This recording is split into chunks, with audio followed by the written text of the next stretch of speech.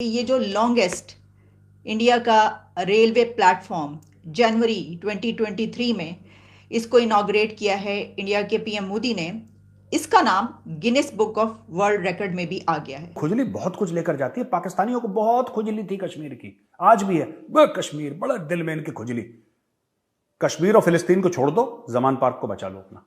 हर रोज हमें कोई ऐसी खबर मिलती है और फिर हम कहते हैं ओह अब हम क्या करें, अब बुराई का कौन सा और तरीका ढूंढे। फिर हम कहते हैं तरक्की कर रहा है, लेकिन देखो वहां पे क्या हो रहा है, ह्यूमन राइट्स की तरफ देखो। ओहो मैम, हमें भी मोदी जी जैसे लीडर चाहिए पाकिस्तान में, ताकि हमारा मुल्क भी जो है वो ग्रो कर सके। तो जहां ये हुआ है वहीं पर पाकिस्तान में मैं ये खबर देख रही थी कि जो दुनिया की एयरलाइंस है, इंटरनेशनल एयरलाइंस, उन्होंने अब ये कहा है कि अब और नहीं चल सकता, क्योंकि बहुत जो बड़ा बैकलॉग जो है वो हो गया है पेमेंट्स का, और यहाँ से जो है वो पैसा नहीं आता। इनकी प्लाट, शादी हाल, केटरिंग का बिजनेस, बस इससे आगे इनकी सोच ही नहीं है। स्कूल बना दो, मतलब इससे आगे नहीं बढ़े ये कौम आगे बढ़ ही नहीं सकती। शमसुल इस्लाम खान साहब। और हथियारों का क्या मामला? इंडिया ने बोला है कि 70,500 करोड़ का 70,584 करोड़ की मिलिट्री हार्डवेयर एक्विजिशन का अप्रूवल दे दिया है। तो पाकिस्तान के लिए जो बाहर की फ्लाइट्स हैं, अमेरिका की और लंदन की, खासतौर पर 2-3 कंट्रीज में उनकी फ्लाइट्स का जिक्र आया हुआ था, एक खबर थी। तो उन्होंने कहा कि ये अब हो सकता है कि आने वाले दिनों में यहाँ से वो अपनी जो एयरलाइंस है वो अपनी फ्लाइट्स बंद कर दें। दोस्तों, इंडिया इसलिए कर रहा है क्योंकि भारत ये चाहता है कि जो चाइना है, चाइना का मुकाबला ढंग से हो। I feel that Modi ji is the father of nation, and ये मैंने उस दिन डिसाइड किया जिस दिन वो इतना रोए कोविड के वक्त। उनकी आंखों में से जो आंसू निकले, अब मैं जब वो स्पीच देखती हूँ मुझे खुद आंसू आते। आई एम सॉरी रिबाहा, चाहे कोई कुछ भी बोले, वो आंसू झूठे नहीं थे जब उन्होंने लोगों को मरते हुए देखा, अपने लोगों को।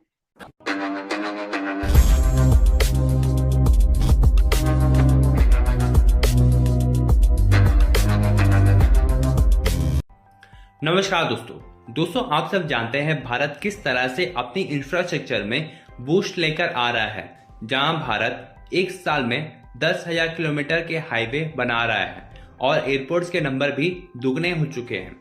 और दोस्तों, अब Bharat Guinness book of record में अपना नाम दर्ज कर चुका है दुनिया की सबसे लॉन्गेस्ट रेलवे प्लेटफॉर्म बनाने में। और दोस्तों, इसके साथ साथ अब भारत डिफेंस में भी काफी आगे बढ़ता जा रहा है और दिन पर दिन निवेश कर रहा है, जहां हमारी भारतीय सरकार ने $9.5 बिलियन के वेपन्स ऑर्डर दिए हैं हमारे तीनों डिफेंस फोर्सेस के लिए, जिसमें हेलीकॉप्टर, गन्स, फ्रिजेट्स और अन्य वेपन्स भी होंगे। और दोस्तों, इस डील में काफी सारे चीज भारत में ही बनाए जाएंगे आत्मनिर्भर भारत के तहत। वहीं दूसरी तरफ हमारा पड़ोसी देश पाकिस्तान भारत से कम्पीट कर रहा है, जहां इस बात से खुश हो रहे हैं कि इमरान खान की ट्वीट की रीट्वीट और लाइक्स मोदी जी और बाइडेन से ज्यादा है। जैसे कि इमरान खान कोई पाकिस्तान के लीडर नहीं, एक टिकटॉक बनाने वाले स्टार हो। तो चलिए दोस्तों, इसी पर आगे पाकिस्तानी मीडिया का रिएक्शन देखते हैं। India is adding 10,000 kilometre of highway per year. The length of the road network has increased from 381,000 kilometer in 2014 when Modi was elected to 729,000 kilometer this year. Over the same period, the number of Indian airports has doubled. ये जी the economist से लेकर और आपको international organisations, media outlets पे ये खबर कई जगहों पे मिलेगी। तो हमने कहा ये क्या है, तो हमें पता ये चला कि ये जो लॉन्गेस्ट इंडिया का रेलवे प्लेटफॉर्म जनवरी 2023 में इसको इनॉग्रेट किया है इंडिया के पीएम मोदी ने। इसका नाम Guinness book of world record में भी आ गया है। और गिनेस बुक पे फिर मैं गई, मैंने कहा देखे यहाँ पर क्या है, तो उसमें ये आ रहा है कि उसकी डिटेल्स हैं कि इस वक्त जो the longest railway platform is 1,507 metres and was achieved by South Western Railway, Hubli, India, Karnataka. ये इसके अंदर और भी डिटेल्स हैं कि अब इसको जो है ये दुनिया का सबसे लॉन्गेस्ट रेलवे प्लेटफॉर्म कहा जा रहा है। और ये जो है construction was part of A remodel project of A railway yard, और फिर और कुछ डिटेल्स हैं इसके सामने। तो इस तरीके से जहां और बहुत सारी डेवलपमेंट्स में और प्रोग्रेस में इस वक्त हम देख रहे हैं कि हमारा हमसाया तरक्की करता हुआ हमें नज़र आ रहा है, आगे निकलता हुआ नज़र आ रहा है। हर रोज़ हमें कोई ऐसी खबर मिलती है और फिर हम कहते हैं ओह अब हम क्या करें, अब बुराई का कौन सा और तरीका ढूंढे। फिर हम कहते हैं तरक्की कर रहा है, लेकिन देखो वहाँ पे क्या हो रहा है, ह्यूमन राइट्स की तरफ देखो। ओहो, तुम लोग इंडिया के पीएम मोदी को कहोगे ये कर तारीफ करोगे, तौबा तौबा। क्योंकि हमें हमारे पास ये नहीं है कि हम कहें कि वो तरक्की कर रहा है तो क्या हुआ। जवाब तो ये होना चाहिए कि हमारी तरफ भी तो देखो ना कितनी तरक्की हुई, क्या कुछ हुआ। लेकिन हमारे पास जो जवाब है वो तो मैंने आपके सामने। तो जहां ये हुआ है वहीं पर पाकिस्तान में मैं ये खबर देख रही थी कि जो दुनिया की एयरलाइंस है, इंटरनेशनल एयरलाइंस, उन्होंने अब ये कहा है कि अब और नहीं चल सकता, क्योंकि बहुत जो बड़ा बैकलॉग जो है वो हो गया है पेमेंट्स का, और यहाँ से जो है वो पैसा नहीं आता, बहुत सी प्रॉब्लम्स हैं। तो पाकिस्तान के लिए जो बाहर की फ़्लाइट्स हैं, अमेरिका की और लंदन की ख़ास तौर पर 2-3 कंट्रीज़ में उनकी फ़्लाइट्स का ज़िक्र आया हुआ था, एक खबर थी। तो उन्होंने कहा है कि ये अब हो सकता है कि आने वाले दिनों में यहाँ से वो अपनी जो एयरलाइंस है वो अपनी फ़्लाइट्स बंद कर दें। यहाँ तक पाकिस्तान की मुआशी जो हालत है वो ये हो गई है। और हमारे जो फाइनेंस मिनिस्टर इसहाक डार हैं वो तो उन्होंने बता ही दिया, उन्होंने गो कि ये नहीं कहा, लेकिन इनडायरेक्टली जो है वो उन्होंने जब बात की है कि जी हमें कैसे कोई रोक सकता है लॉन्ग रेंज मिसाइल जो हैं उनको बनाने से, हमारा जो डिटरेंस है वो हमारी अपनी कैपेबिलिटी सब कुछ हमारा इख्तियार है, हम करेंगे। एग्जैक्टली ऐसे ही होना चाहिए। लेकिन अगर कोई ऐसा कर रहा है तो सोचने की बात है कि वो ऐसा क्यों कर रहा है, क्योंकि आपने हाथ फैलाया हुआ है, आप उनसे पैसा मांग रहे हैं। तो जब आप किसी से पैसा मांगेंगे, कर्जा मांगेंगे, तो फिर वो आपके ऊपर किसी भी किस्म की कोई पाबंदी लगा सकते हैं। वैसे तो मैं देख रही थी कि क्या IMF के पास ये अथॉरिटी है कि वो किसी को ये एडवाइस कर सके कि आपका जो डिफेंस सिस्टम है या डिफेंस पॉलिसीज़ हैं वो कैसी होनी चाहिए। इसके ऊपर हम किसी एक्सपर्ट से बात कर सकते हैं। लेकिन वही जो मैंने बात की कि अगर आपने उनके सामने हाथ फैलाया हुआ है तो फिर जो है वो तो हो सकता है।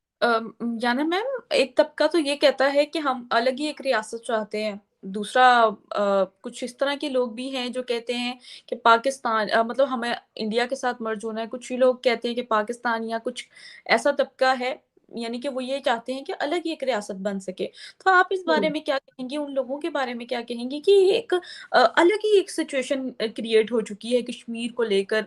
अलग-अलग तबके हैं, अलग-अलग पार्टीज़ हैं, अलग-अलग फ़िरके बन चुके हैं कि इस पार्टी में शामिल होना है, उस पार्टी में, जहाँ पे जिसको ज़्यादा बेनिफिट हो रहा है वो उस पार्टी में शामिल हो रहा है। तो आखिर असलियत है क्या? कश्मीर मतलब जा ये समझ नहीं आ रही। जब चॉइसेस ज्यादा हैं तो चॉइसेस को पकड़ने वाले भी ज्यादा होंगे। किसी को ये चाहिए, किसी को वो चाहिए। But it is common sense की बात कि कोई भी एक फेल्ड नेशन के साथ नहीं रहना चाहेगा। ठीक है, अगर वो अपनी अलग रियासत चाहते हैं तो उनको ये पता होना चाहिए कि फिर से वही हो सकता है जैसे 1947-48 में कबालियों ने रेड की थी, वही चीज 2050 में भी हो सकती है रेड। ठीक है ना, फिर वही चीज वापस हो सकती है रिपीट। फिर ब्लेम कर दिया जाएगा कि वो दरअसल रा के एजेंट्स थे जो आए थे। फिर वही चीज, फिर वही गोल घुमाकर फिर वही पाकिस्तान कहेगा कि हम अपनी आर्मी भेज देते हैं और फिर पाकिस्तान उस पर कब्जा कर लेगा। तो ये सारी चीजें जो है ये कंटिन्यू होती रहेगी। तो वापस अब खुद की रियासत, ठीक है, वो मांग सकते हैं। मुझे नहीं लगता कि पाकिस्तान उनको खुद की रियासत बनाने देगा, क्योंकि उनके पास ना खुद की आर्मी है, ना उनके पास ढंग का कोई मतलब कहते हैं ना कोई कैपेसिटी, प्रोडक्शन कैपेसिटी। देखिए, अगर उन्होंने अपने नेचुरल रिसोर्सेज पहले ही अपने पास रख लिए होते रादर देन पाकिस्तान को दिए होते, तो शायद उसमें से जो उनको जो मिलता है, शायद उन्होंने अगर एक अच्छा एक्सपोर्ट, क्या कहते हैं वो, एक्सपोर्ट रिलेशंस बनाए होते आसपास के अपने नेबरिंग कंट्रीज के साथ, उन्होंने कुछ भी ऐसा किया होता, रिलेशंस बनाए या रिसोर्सेस अपने पास रखे होते। कुछ नहीं किया, नाम पे इल्हाक किया पाकिस्तान के साथ, एंड अनफॉर्चुनेटली पाकिस्तान ने उनको, तो अब अगर वो अलग रियासत की बात भी करते हैं वो तो उनको कभी मिलेगा नहीं। इंडिया के साथ मर्ज करने की बात करते हैं तो इंडियंस इस चीज के लिए अग्री नहीं करते। हालांकि गवर्नमेंट रेडी है, गवर्नमेंट कहती है कि पीओके को हम छीन लेंगे, लेकिन इंडियंस इस चीज के खिलाफ है, क्योंकि वो कहते हैं कि नहीं, फिर आपने लैंड ले ली तो उसके साथ पाकिस्तानी भी चले आएंगे हमारे पास, हमें नहीं चाहिए।